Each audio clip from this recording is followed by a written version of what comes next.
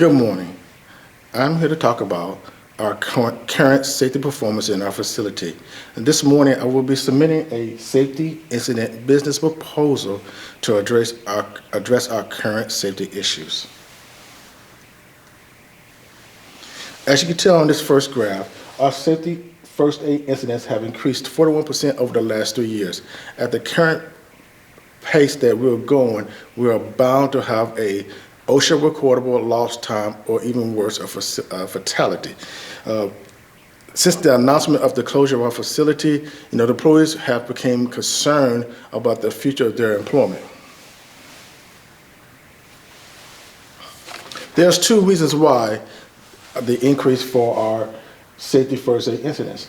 The first one is the loss of experienced employees. The average employee who has left has been with the facility for 5 years. They've been here since we opened up back in 2006. Also, of the 18 employees who left, they were certified trainers, which means they went through a rigorous course to train the new hire employees. That loss of competence and experience and skill level is hard to replace when you lose 18 employees out of 85 who have left to seek employment elsewhere. Also, 14 employees who have left were members of the safety committee at one point during their tenure here. And these employees who left were employees who volunteered to be on the safety committee because they really cared about our safety culture here. The next one is the loss of skilled employees. That's our maintenance technicians and electricians. We have 6 maintenance technicians assigned to our facility. 50%, 3 out of the 6 have left to seek employment elsewhere. Now, 1 did return back to help us the facility stay open and do maintenance functions until the plant closed. Also, 1 of the 2 electricians have left to seek employment elsewhere.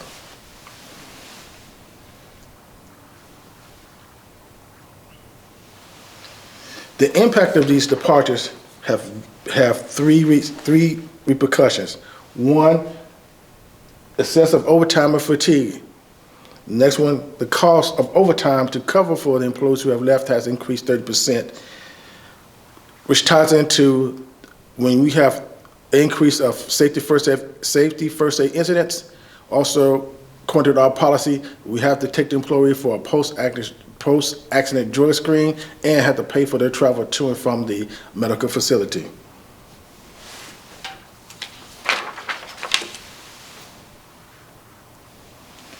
My proposed solutions was developed by a cross-functional team of employees who sat down in a closed room and came up with all the possible solutions to address our problem. And what you see on the screen is the top 3 that we have came up with. You look at the scoring. The scoring is rated from 1 to 5. 1 is the least important to the category underneath each solution, and 5 is the most important. And the far right column is the total solution score.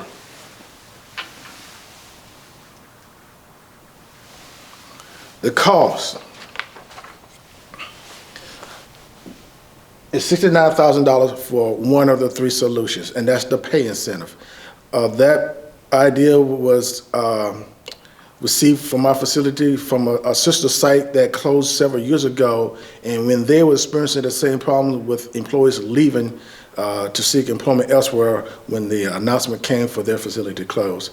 And the last 2 solutions, the leadership walkthrough and the involvement and the weekly safety reviews, is at no cost to the facility or the organization.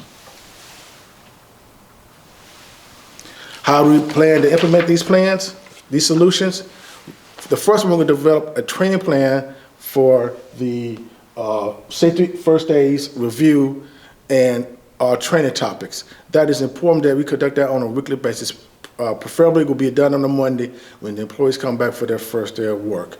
And this is going to talk about all the safety incidents that happen within our organization, and also talk about our monthly safety topic that will tie into the safety review.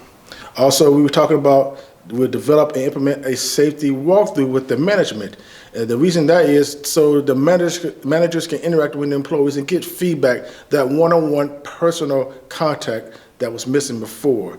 We'll develop a checklist for all managers to use to ensure we have consistency in our walkthroughs, how we check and interact with the employees. And last thing I mentioned is the pay incentive, which will be added to the first pay period once it's approved through corporate. How we're going to measure the effectiveness of our solution is over time, costs will drop drastically because employees are staying and no longer leaving the facility.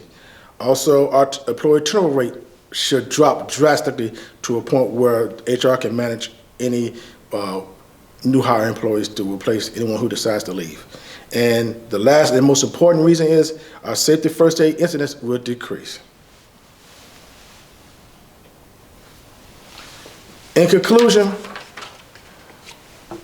our problem solutions will resolve the safety first aid incidents. We will conduct quarterly, semi-annually, and annually reviews of our solutions to measure their effectiveness to see anything needs to be revised or taken out of our solution answers. And the last thing is we want to maintain and sustain communications with the stakeholders, which are our employees. And the last and most important comment that I'd like to say is our employees is our most important asset.